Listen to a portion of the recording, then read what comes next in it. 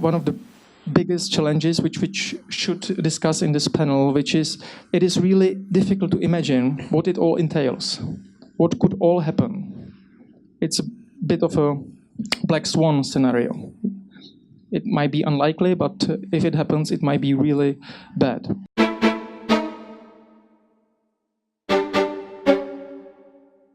I would like to highlight at the very beginning that we are going to talk about digitalization, internet, and that as in whole.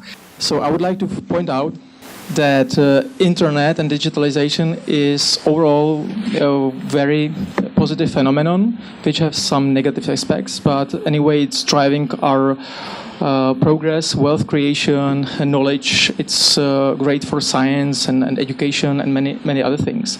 It just happens to have also some negative aspects, and we are going to focus on them today. For long, we thought in West that it's our great strength that we have modern technologies, also in military, that everything is now connected, communicating with each other. But recently it turned out that it's a kind of double-edged sword. Let me explain why I think so. The World Wide Web, Internet, is more than 40 years old, and how it works actually was designed back then, and the underlying structure, the protocols, and the communication architecture remains the same, although it doesn't really meet the security standards that would be needed today. So that's a problem, because there are some bottlenecks in the underlying architecture that can be easily abused by those who understand the issues. Furthermore, of course, all the internet is dependent on some physical networks. So we have ultimately physical cables, which can be also disruptive, damaged. I was just reminded of this relatively how to say it, detail 10 days ago when in Germany an excavator hit a cable, and we in the foundation couldn't work for more than a day. In all of our offices in Europe, we were stuck, and you realize how dependent we are on digital technologies. And it was just one fiber cable disconnected somewhere, or cut somewhere in Germany. And furthermore, the further weak parts are hidden in the software that we use. Let me remind us that the operational systems that we use, such as Windows, it's thousands and thousands lines of codes. The Windows Vista, for example, or Windows 7, 8, it is estimated that it has something around 8 to 10 million lines of codes. And in these lines of codes, there are some loopholes, some mistakes or incomplete things which can be again abused, which holds also for the software programs and applications that we use daily. And we also know that people don't care much about security. They don't care about what kind of PIN code they use or the strength of their password. So this also makes for a very vulnerable ecology, I would say, which can be abused, and that's happening. And I would like to point out that citizens, tend to think that cybercrime, it all remains in the sphere of these ones and zeros, in the digital sphere, which means that if I'm hit by a virus, it can be a nuisance. My emails will not be sent out. I may maybe potentially lose my data, or I might be blackmailed. My identity can be stolen. So people are more and more aware that there is something like a cyber criminality.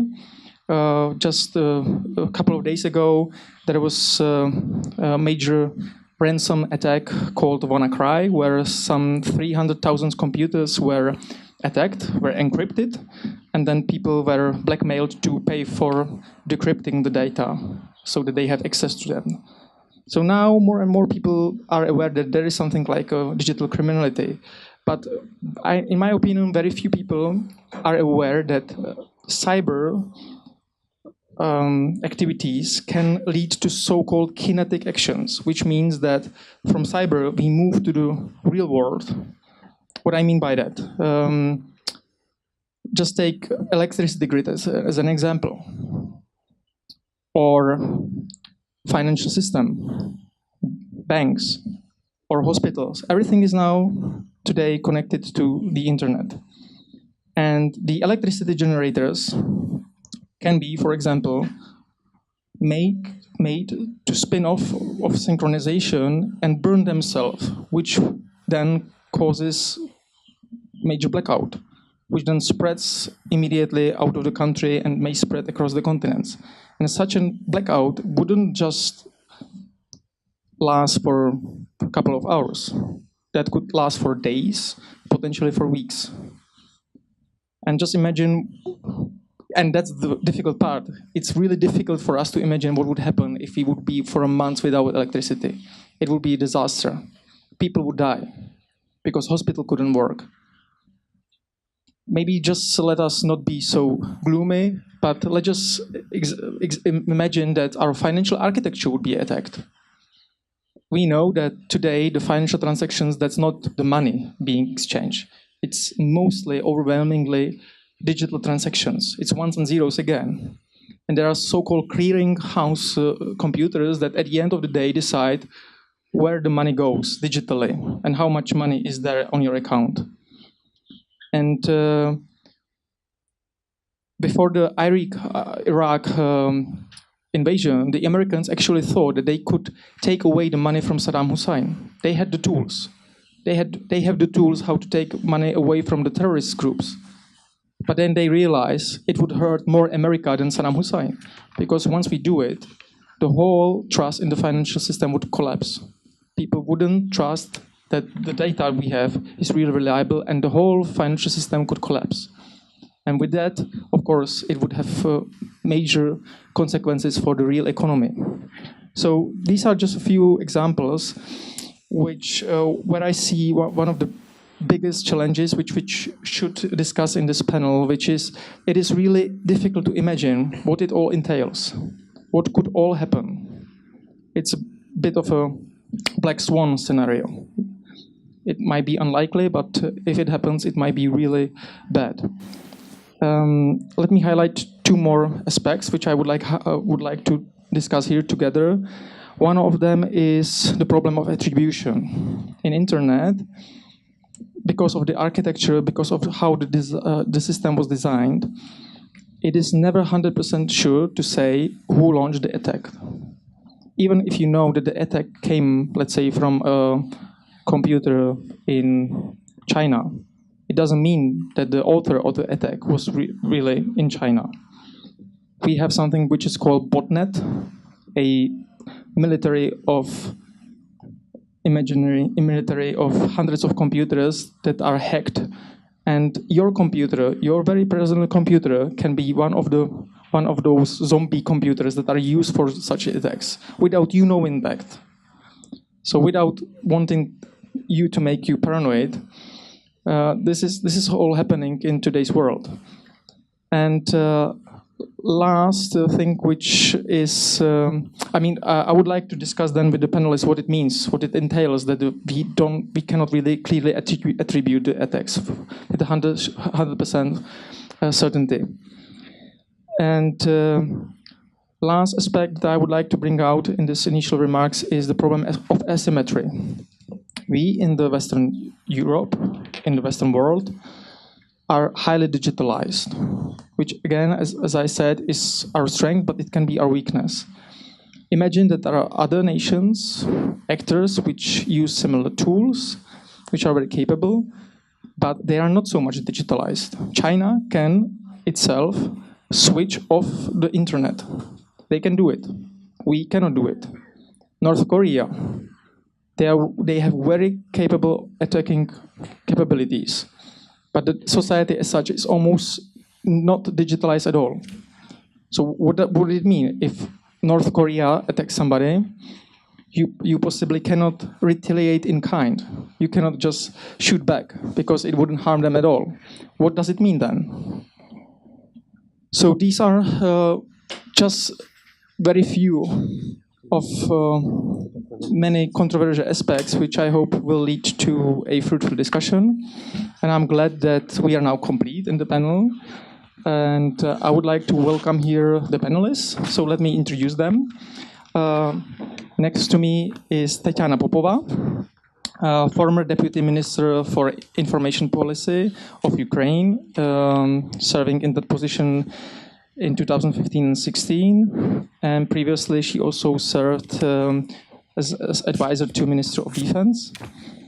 She was very active during Maidan times, where she also were active in the Ukrainian Media Crisis Center. And now Tetiana is senior strategic communication expert at NGO Information Security. Welcome here with us, Tetiana. Next to we have Velizar Shalamanov, Dr. Velizar Shalamanov, who was with us already previous days. Welcome to this panel.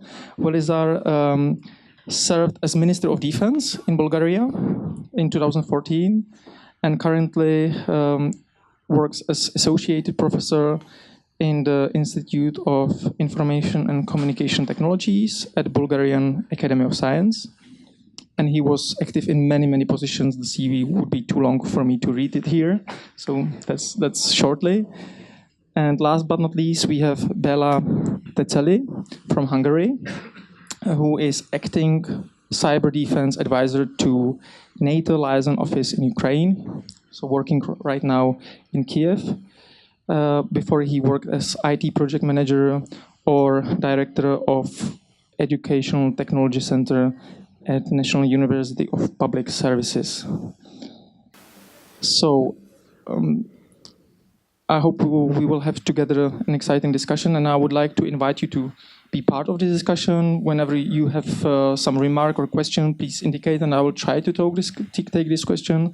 And also, if you feel like something is not 100% clear, maybe there was something which you cannot understand, is too technical, also point this out, and we will try to speak more clearly. So let me give floor now to Tetiana. I would like to hear from her what happened here during the annexation of Crimea, because we knew quite well that ever since 2007, when Estonia was first attacked, whenever Russia did some operations, they also used cyber weapons quite effectively. So could you enlighten us what happened here actually?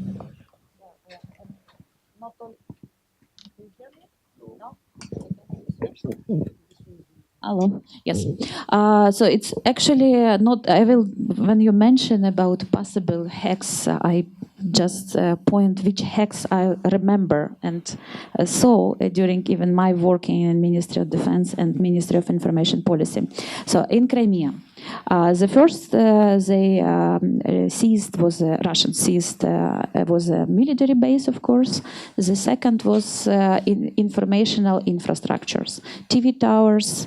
They were seized in one day. They came, switch off Ukrainian TV channels, switch on Russian TV channels. Then they came to cable operators, who also providers of internet. So I remember when in National Security and Defense Council in the beginning of March 2014 was discussed that maybe Russian channels really show some fake news about Ukraine, which later was proved in a court. One of provider said, like, do you want to know how they did it in Crimea? And he shows a fax which was signed by a new government of Crimea, which was said, like, either you are switch offing Ukrainian informational resources, or we just cut your cables. So they just did it very easy without any international or Ukrainian authorities and legalization. In Donetsk, I know that it was even case when they took children of owner of cable operator company.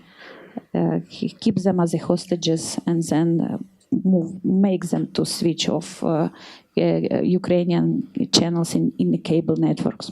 So during the time I was working, I know that they hacked our Central Election Commission in 2014. I don't know if you know the story, but they mentioned that Pravy sector had Yarash get 40% and Poroshenko get only 10% or something like that.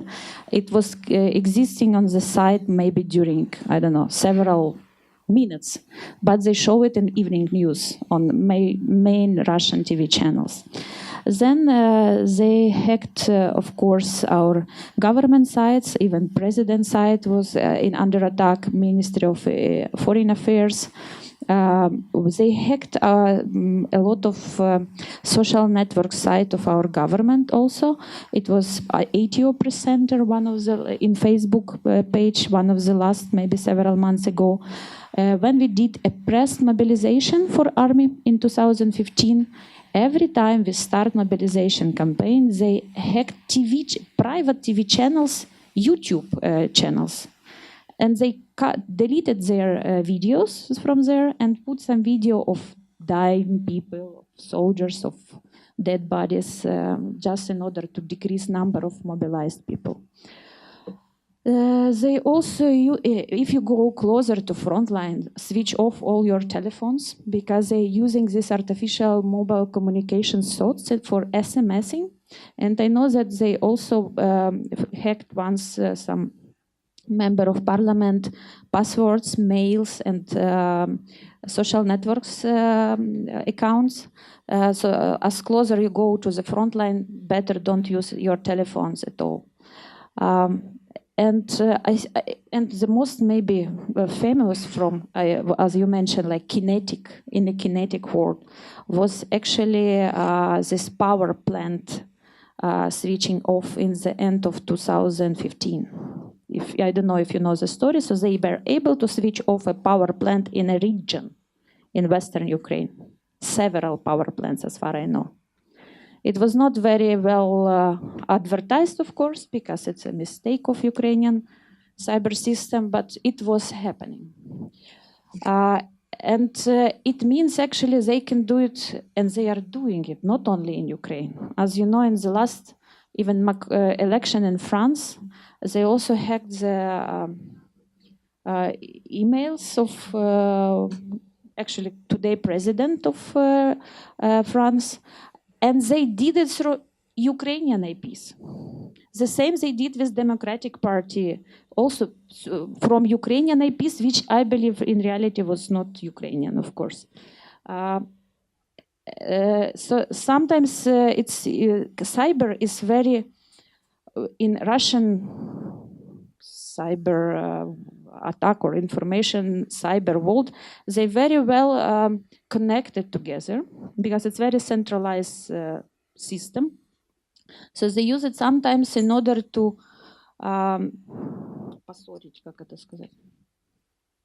create a mess, like to create a conflict.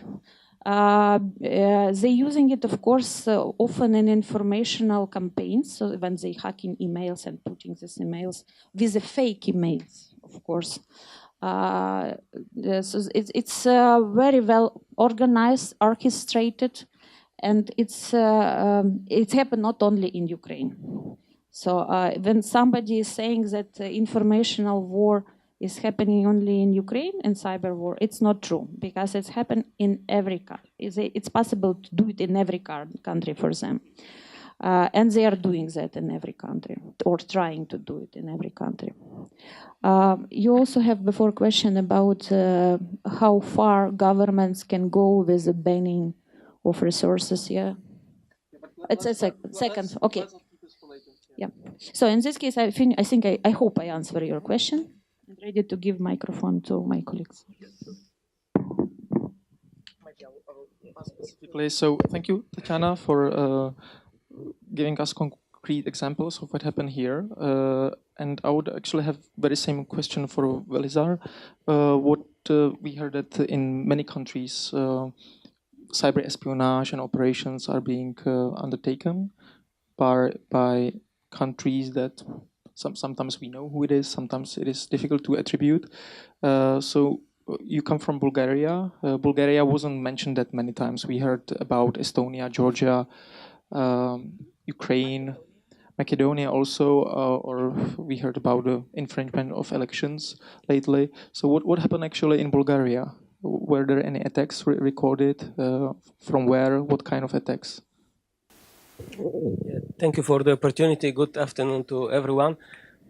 Actually, last 8 years I used to work in NATO Communication Information Agency that is responsible to cyber defense and to network defense. So in addition to Bulgaria, I will share some examples from NATO because I believe this is very important for the proactive approach in our countries. We could consider NATO as a reference model, as a source of best practices to be replicated in NATO nations and partner nations. And actually, Ukraine is a good example with the C4 Trust Fund and the Cyber Defense Trust Fund that is giving such an opportunity. So several key points. First of all, we're just coming from 81st Airborne Brigade. It was a great visit to soldiers that are really fighting for the freedom of this country on the ground. The challenge is that the military are quite experienced to fight on the ground, at sea, in the air, even in the space. But cyberspace is something new, totally created by us people. Infrastructure, data, software, and it is still very difficult to define, to manage, and to protect this space if you are not well organized. So first thing is we tried in Bulgaria. We are still not fully successful to establish this mechanism of having a chief information officer in every public administration, in all security organizations. So the person that is fully responsible for the design, for the building and maintaining of information infrastructure, software, data. In addition to this, even if you build your systems the way to be defended, you still have to think for defending these resources from the day zero. Because if you first build the system and after that realize they're vulnerable and start investing money to protect the system, it is much more expensive, it takes more time, and the chance for being successful are limited. So this is kind of lessons learned that we are still not implementing proper way in Bulgaria, but I share this as a best practice from NATO environment. Third, related to this opportunity to protect the system, it is opportunity to be able to monitor the system, to have good situational awareness, what is going on in the system in real time, and really to have automated tools for decision making because the processes of cyber attack are so fast that it's just not possible human being to analyze and take decision in the cycle of the cyber attack. And it is where NATO is investing a lot of money through common funding and is opening opportunity for sharing experience and helping nations to develop these capabilities. So sharing information, real-time situational awareness and decision-making, and collecting information with different sensors everywhere in the network. It's extremely important. But what we learned as well is the capacity to investigate the incidents, not just to register the incidents, but to be able to investigate, to justify that there was a real attack, to attribute this attack to subject of the attack, and really to be able to take measures. Sometimes it is out of the group of people that are technically sophisticated to protect the network. So the challenge is that you have to transfer authority from one group of people with one type of culture to other people dealing with law enforcement.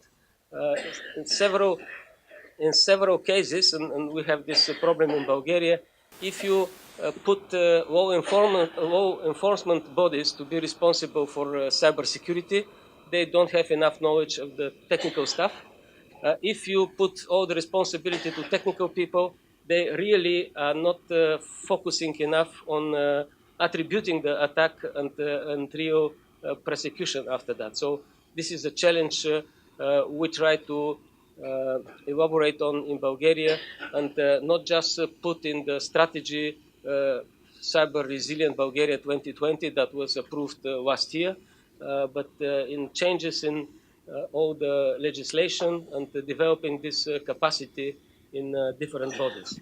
So in the center of this Cyber Resilient Bulgaria 2020 is the multi-stakeholder approach, because it is very clear that you cannot rely only on government or military or other special services, or only on academia or only on industry. They have to work together in developing more resilient infrastructure, more resilient systems, and after that to share information and to be able to react very fast. Other aspect I want to stress as part of our strategy, and something that we again try to implement but not mature enough at this time, is better use of the mechanisms of NATO Computer Incident Response Capability, and the EU Computer Emergency Response Team, EU CERT. So these are really capabilities available at least for NATO and EU nations, but there are mechanisms, I could say this from NATO side, for partner nations to get support, and Finland, Sweden are very active in this area.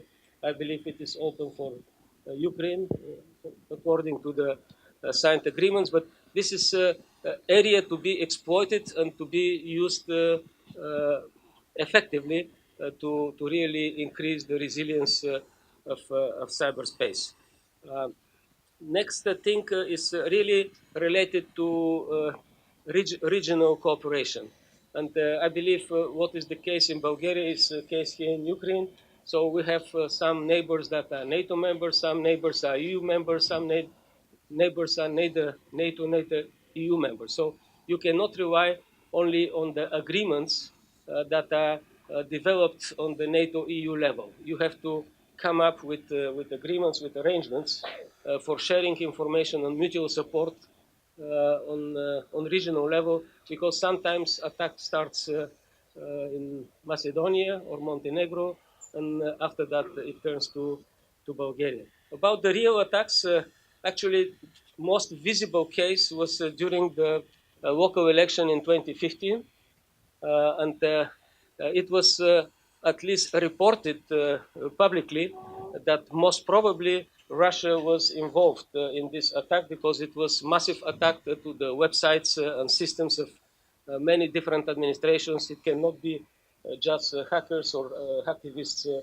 doing this, but there was no further investigation and attribution to this. After that, we expected, of course, cyber attacks during presidential elections in 2016. What we realized, there were no attacks at all, but at least during the campaign, and I don't want to touch pure political aspects, but during the campaign it was clear that the candidate supported by Russia is going to win. So there were no motivation for Russia to try to manipulate and to attack the system. So now we will have, I believe, a serious challenge, because in 2019 the decision is to have electronic voting, and it means it could be used as an opportunity to compromise this approach. And of course, this is most visible thing, because currently arrangement in Bulgaria is the Computer Emergency Response Team that is in the State Agency for E-Government. In the past it was in Ministry of Transportation, Information Technologies and Communications. Is mostly a body to register reported attacks and to try to facilitate cooperation between willing institutions to respond, or if tasked, to try to facilitate any help from European Union, mostly. Mm-hmm. So it's not a full-fledged capability that is providing real-time 24/7 monitoring and with capacity to respond and really to be involved in so-called active defense. Mm-hmm. So this is a serious challenge, and again, at least my opinion, shared by many people, is that we still in Bulgaria, because maybe of the reason you mentioned, don't appreciate enough this real threat, and private institutions, they don't have the culture to report and to seek support from the state, from the public institutions, because probably they understand the capacity of public institutions is not very high, and they try to solve the problems on their own. But as a result of this, we're missing opportunity for more active information sharing and good practices sharing to build national capacity. With the strategy that was approved in 2016, there is action plan, but what I want to stress, information security costs money. If there are no resources associated with this action plan, and currently this is the case, we cannot expect real results soon. And it will remain on the paper only. Sorry? And it will remain on the paper. Yeah, and even for the paper, it took 2 years, because in 2014 I was caretaker Minister of Defense, and just after World Summit, decided on my own just to appoint one of my advisors to be a national coordinator for cyber resilience. And actually, we shared this person with Prime Minister. We forced the draft strategy to be developed. The draft strategy was ready in November 2014. It took another 2 years to be approved by the new parliamentarian government. And as I said, the action plan is not supported with enough resources to be really implemented. So this is a real challenge. Let me interrupt you here, because you already mentioned many points, and Okay. I would like maybe to return to some of them later and discuss them a little bit more in detail. I would now play one question to Bela there, and specifically, how would you summarize the main lessons learned from the attacks that can be kind of specified as cyber wars, probably attributed to Russia, such as the attack in 2007, DDoS attack on Estonia, then later in Georgia, and other cases? What are the lessons learned? First of all, everyone should have understood that these threats of the cyber attacks are real. So it's a real threat. And since the phenomenon or the conception of the Internet of Things rose up, it is when independent devices connected to the Internet. Not only computers, but for example, sensors, cameras, and so on and so on. And they have own addresses. Just for comparison, for example, in the Golden Gate Bridge in San Francisco, built in approximately 16,000 sensors. So through these sensors, some of them simply report the parameters, others are executive organs. And through these sensors, as it was done in the west of Ukraine, the pieces of critical infrastructure can be hacked and misused, even causing economic or environmental catastrophe. The first such attack happened in 1982, when the Siberian gas pipe was blown up. Reportedly by a technical error. Actually, the CIA admitted that it was a computer virus that they planted into the planted into the software and led to the Russian double agent to steal it. So it's a real threat. The second lesson is that we need a well-organized cyber defense. Every country should have it, where such threats can appear.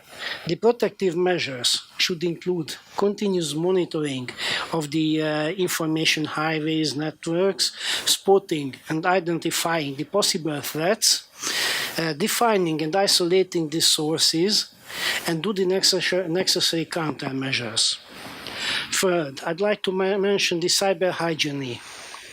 it's highly important that everyone in the society who is affected by the IT, the information technology, knew the golden troika. What is compulsory? What is what is permitted and what is prohibited? If we know and keep these measures, we have less problems.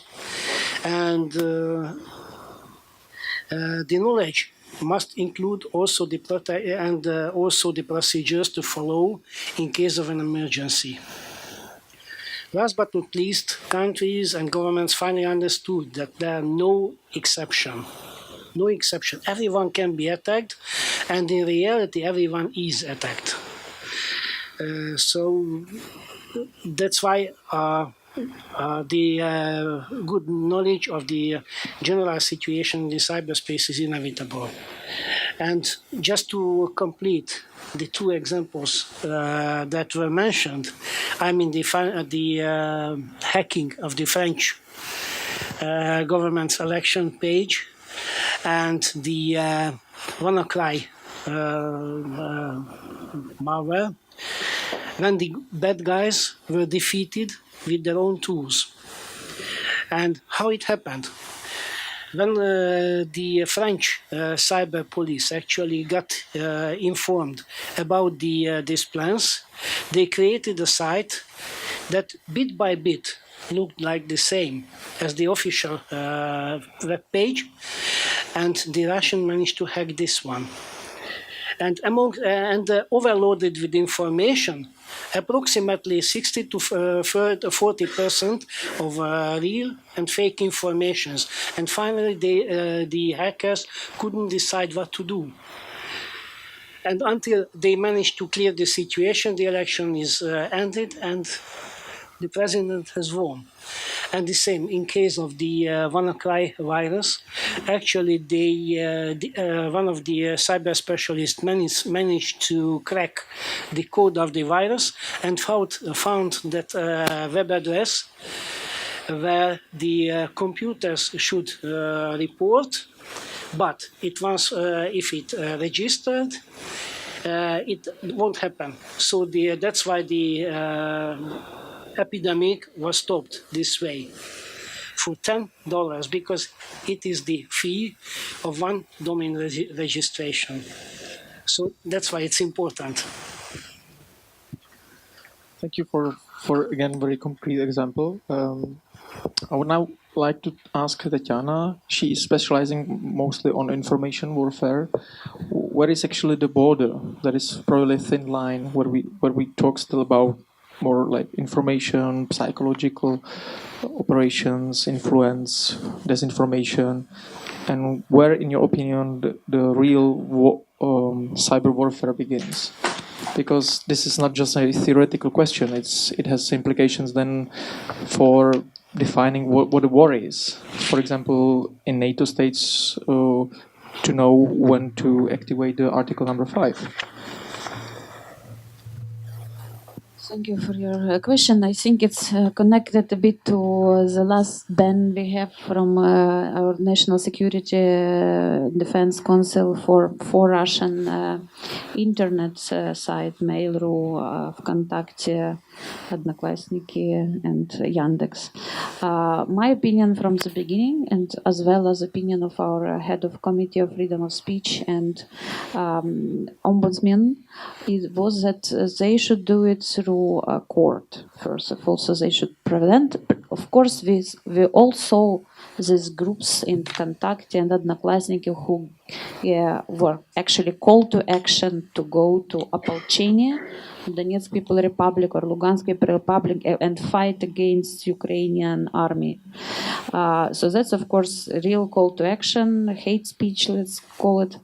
And they really have a right to ban it. But it's better do it through court when all evidences from all sides would be presented, and then court will decide. Like we did it, as I told, in 2014 with TV channels.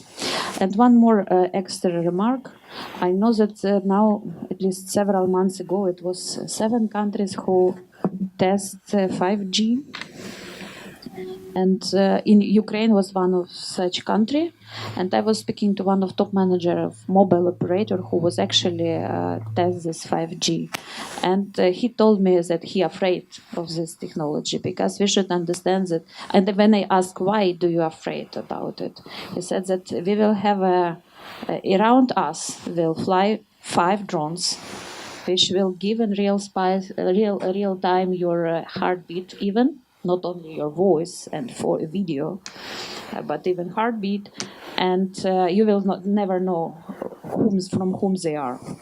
It's a little bit paranoid, but it's true that technology will be so developed, and we should think about possible countermeasures and towards what we should be prepared, taking in consideration these technologies, new technologies.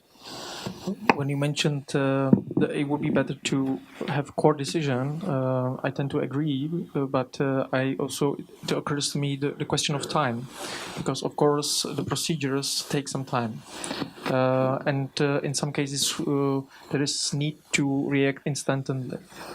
Yeah, but in TV, with TV channels, it took for again, a court can make a decision for a temporary ban before they will make a final decision. So that we all, I hope you know about Hague case of Radio Rwanda, when they finally confirmed that this call to action to kill Tutsi bring 1 million deaths of Tutsi. So if you provide evidence that they really make a hate speech which can cause to killing people, I think any court will rather make a temporary ban first, and then will maybe several years will decide either to make constant ban or to lift a temporary ban. Yeah, so it could be done quite faster. I do not like the new law which is developed but not yet even go to the parliament, in which they want to have opportunity to ban without court. That I think also could later in political during election could cause some question, and it will of course bring questions from international freedom of speech organizations. But through court, it could be done, as I told you, during 3 weeks. I would like to come back to this question a little bit later. For me, it's a very crucial question of accountability and control. We see now that under attacks and having suffered excess of terrorist attacks in Western Europe, governments claim more and more competencies, and there is needed debate about how can we ensure that there is proper control and accountability. But before I do so, I would like to repeat a question about the thin line between cyber espionage, collection of information, and cyber warfare to Velizar. Is there a way how we can really define where a real cyber war would start? And do we also have defined where we would go from cyber warfare, which means reacting with cyber tools, to a conventional war?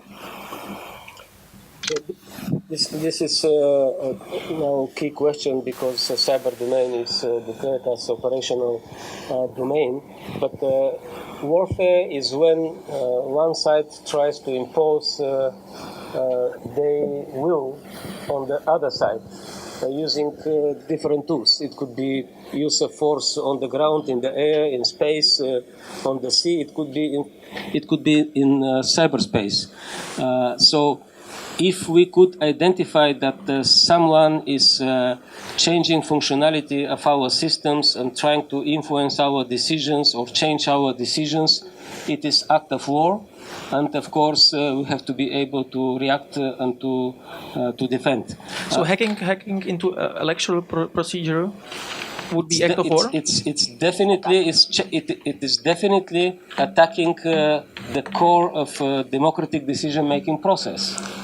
And would you believe that NATO would trigger Article 5 in such a case? The good thing in NATO, it's political alliance. Everything happens through consultations between 28, soon 29 nations, and all the decisions are taken with consensus.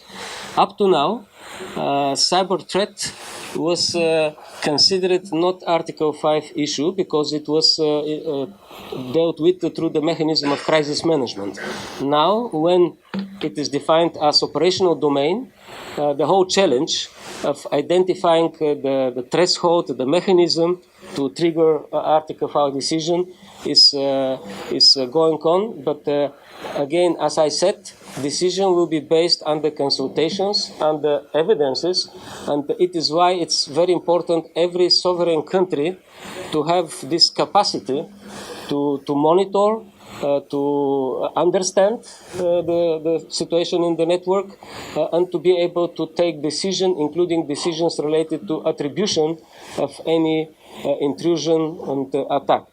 What I want to stress is that, especially for NATO, it's clear we're not talking about internet as a whole. We are talking only about the domains that are responsibility of the military or other national authorities that have a contribution to the process of decision-making for defense. And I will give you one example. More than 10 years ago, in US, they organized a talk table exercise with retired members of the cabinet, cyber shockwave, just to understand what will be the reaction of different secretaries when there is proliferation of computer attack from mobile telephone down to critical infrastructure. And the result of this exercise, open public exercise for many, many hours, was that at the end of the day, .mil domain, it means the domain of the Pentagon, was fully protected and was not compromised when all other networks were compromised. So the mechanism of recovering of critical for governance, for continuity of business of the government started again from the network of Department of Defense. Why I'm giving this example? You cannot secure all the networks, most of them private, but it's responsibility of the state, at least the network that is related to the defense of the country, to be fully protected. There is mechanism in NATO for accreditation of these networks in order to be federated for any kind of NATO mission between different members. So if this is working well, and here everything has to be mandatory. And the issue of accreditation. If we could secure at least one such network, we could provide a certain level of resilience. And if all other networks, one after another, fail, we could have a plan to recover command and control of the country, how to say, and critical services. So when we are talking where is the border, it is to be defined technically. What cannot be defined technically will be a result of political consultations and collective decision-making through consensus. But it is not preventing any country to take its national responsibility to act for protecting their networks. And I will finish with this. Country after country in NATO, we see that they are establishing kind of cyber commands. In the past, it was only US. Now, recently, Germany established cyber command, General Ludwig Leinos, who was a colleague of mine, Turkey, Spain. More and more nations are moving in this direction because at the end of the day, if we are talking about war, it is Ministry of Defense to define when the war starts in cyberspace. This is what I could say. I would have a follow-up question, Velizar, to you. So, talking about this delicate border, let us imagine in the conventional war, that somebody attaches explosives to our electricity grid. make some secret operation, and we discover it. I think in real world it would be considered as a hostile act that could be actually interpreted as a kind of to trigger response with military. What if this same situation happens in cyberspace, which means we would figure out that somebody would place something like which is called logic bomb into the space where it can be launched against the electricity grid and make the electricity grid collapse? Yeah. We could elaborate on this. I will give one example with the countering improvised explosive devices. We had this challenge in Afghanistan, especially. I mean, NATO. We put a lot of efforts to search for such devices, to improve our protection measures, consequences management. But at the end of the day, the solution is to fight the network behind these improvised explosive devices, to find the people that are buying different components, that are building this improvised explosive device, that are mounting this improvised explosive device, or create a suicide attack.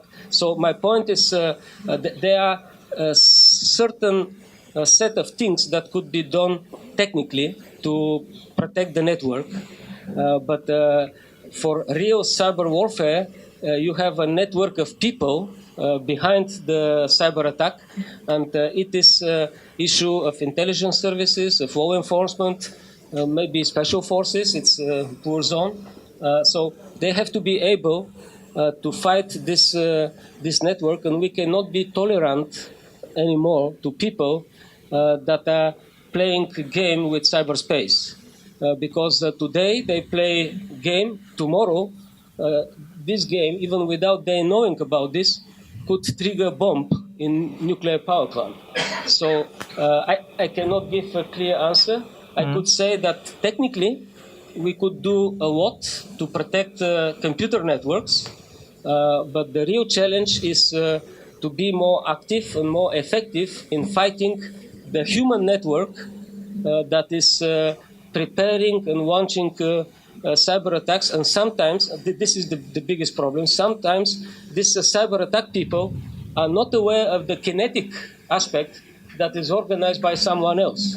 Everyone that understands computers and what is IP address, just to put something on the IP address, you don't need to know what will happen after that. They just tell you, you have to put this code in this IP address, and it could be a nuclear bomb that will explode after this cyber operation. But it could be divided. So we cannot tolerate any improper behavior in computer space anymore. But it is for intelligence services, for law enforcement, and in more military-oriented environment, special forces to be able to go after this network. Thank you. My question to Bela would be following. Is actually defense in cyberspace always one step behind the attacking side? Because if it would be so, it would have some far-reaching consequences for the strategy and for the behavior, for the dynamics in cyberspace. For example, that nations could be urged maybe to attack preemptively. Or there are other. So yeah, it sounds like a banality, but causing harm from an armchair is much more easy than to be prepared for an attack that we don't know where, don't know what would when, and don't know what would be attacked. So this is the main problem with this cyber attack. The main three parameters are unknown, and even don't know what character. And there is one more important factor. Sorry. Maybe try to take it closer. We can, maybe this way. Okay. So unknown attack, unknown target, unknown time. So it's highly complicated. But let's see, as an example, the evolution of the antivirus software. it's a good evolution to be followed. The first programs were effective against one virus, PIF-PAF, Yankee Doodle, and etc., against one. The next generation against one type. The third generation of antivirus was universal and was using a large database. That was updated regularly. It's effective, but due to the big amount of data, slowed down the computers. So the next step was looking not for the viruses, but the tracks of presence. When they added themselves to the files, when they attached, or when they are trying to register themselves somewhere. And the latest generation is actually monitoring the process when they want to enter to the computer. So I would name them intuitive. I would like to see such an evolution also in the cyber protection. But for this, we need to rely on the means of strategic communication. Strategic communication is much more than, lately I heard somewhere that it's to control the mass media. No, much more. It's a deliberate collection of information, analyze, processing, and also a deliberate distribution, a directed distribution of this information to achieve strategic goals. In our case, I mean for the cyber defense, this information should aim where the bad guys are located, what they want, to find these intentions. For example, let me return to the French elections, when they, through the means of strategic communication, the first step is, of course, the open source intelligence. They got to know that such an attack is prepared. They prepared the foresight, activated, and managed to be one step before the attackers. So I want to believe that we will be able to make ourselves more effective than we are at the moment. This approach, first of all, would provide us time. This time helps us to be better prepared and to play in a simulation field, to know and to play one or more scenarios, possible scenarios, and be prepared. And also the strategic communication is that can promote the rules of cyber hygiene, how to behave in the cyberspace.